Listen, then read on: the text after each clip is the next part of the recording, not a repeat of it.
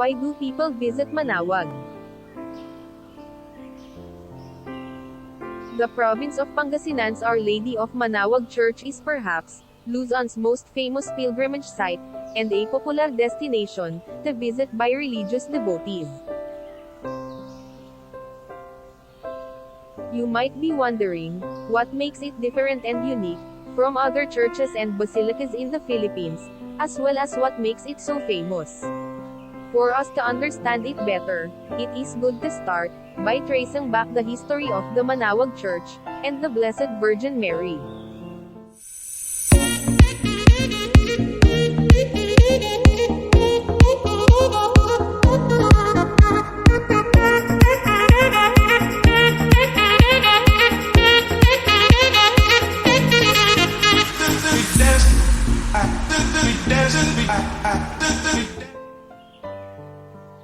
The history of Manaoag Shrine.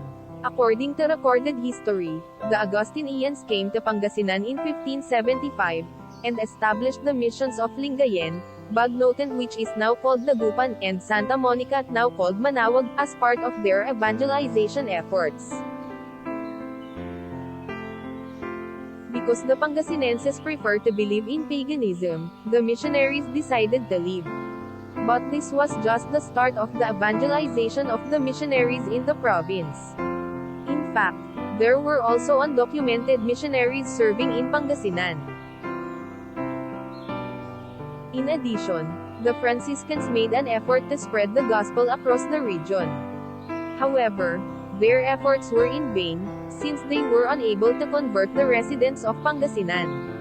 The Dominican missionaries built a mission at Binalatungan, now called San Carlos, in 1587, under the patronage of its founder, Saint Dominic de Guzman.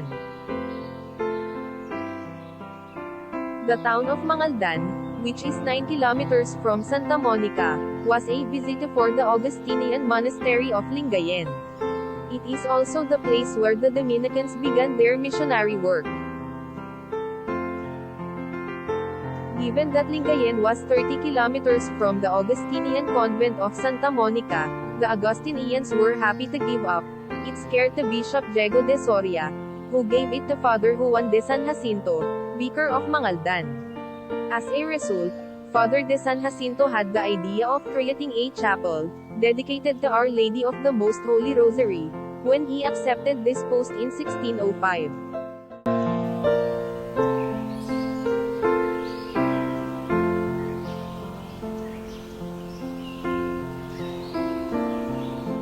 The apparition of the Blessed Virgin Mary. Manaoag got its name from its story about the appearance of the Blessed Virgin Mary to a farmer on a treetop, according to local lore.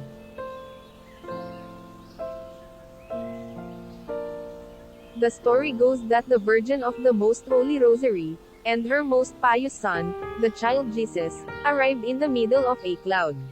She stated her wish for a shrine to be built in her honor in the same location, so that her followers might travel there in the future, and ask for her maternal protection.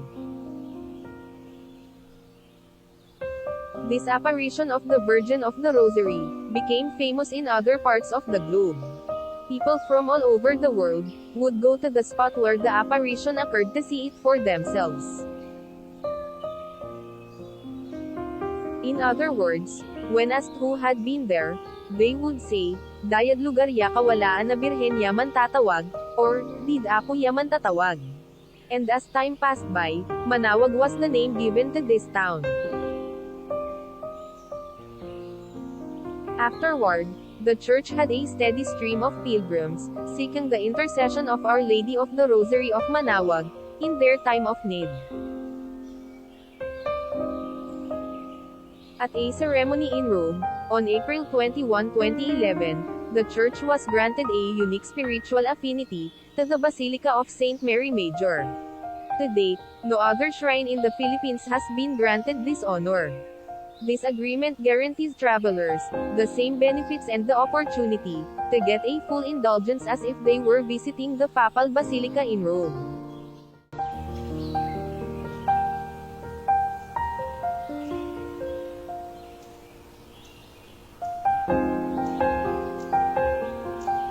The minor basilica of Our Lady of the Rosary Manaoag, and why is it famous?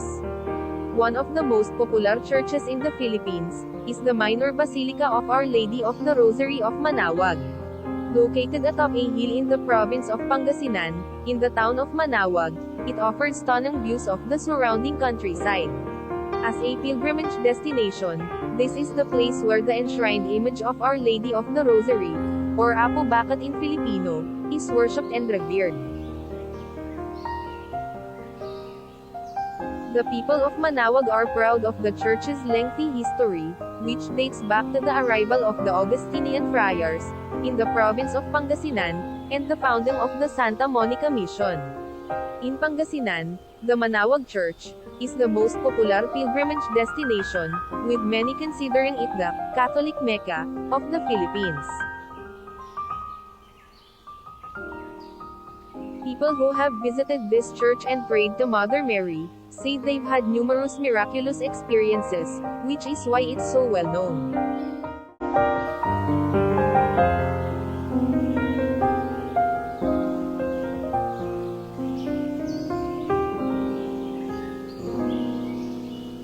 The present site.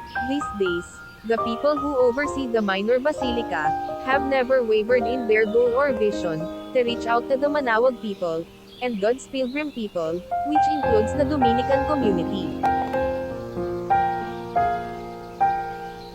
The basilica is also kept in contact with the church by regular masses and other religious activities in the parish.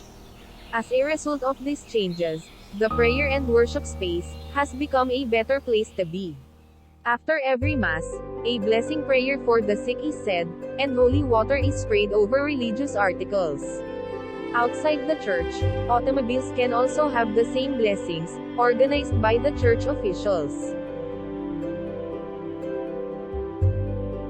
In the basilica's gift stores, visitors may purchase religious memorabilia, such as prayer books and novenas, as well as candles, which they can light at the candle gallery in a show of faith. You can also find a devotion space for Our Lady of the Rosary of Manaoag, at the rear of the Retiblo, and people can go here to be closer to Our Lady in front of her throne, and beg for her intercession.